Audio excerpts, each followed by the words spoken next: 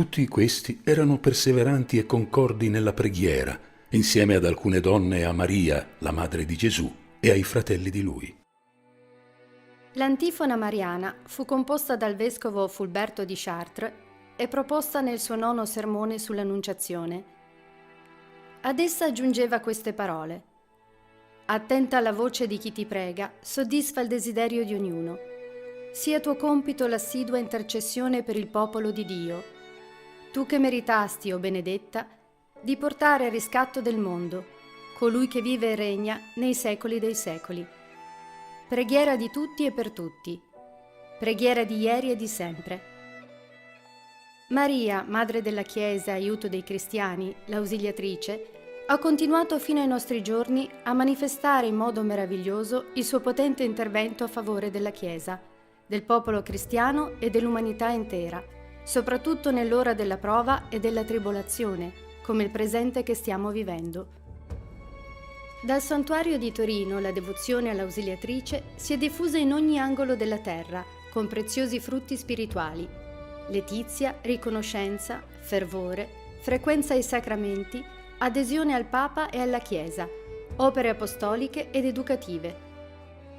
Don Bosco, quando era richiesto di qualche grazia, rispondeva: «Se volete ottenere grazie dalla Santa Vergine, fate una novena».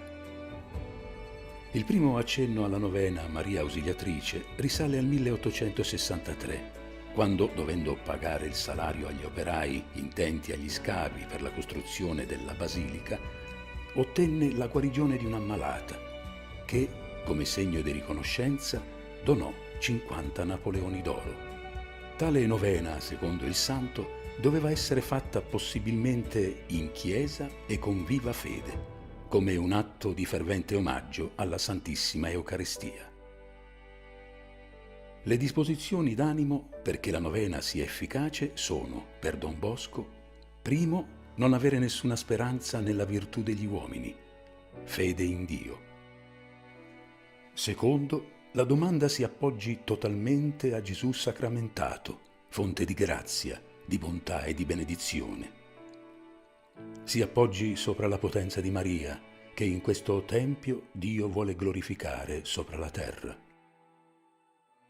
Terzo, ma in ogni caso si metta alla condizione del fiat voluntas tua, e se è bene, per l'anima di colui per cui prega.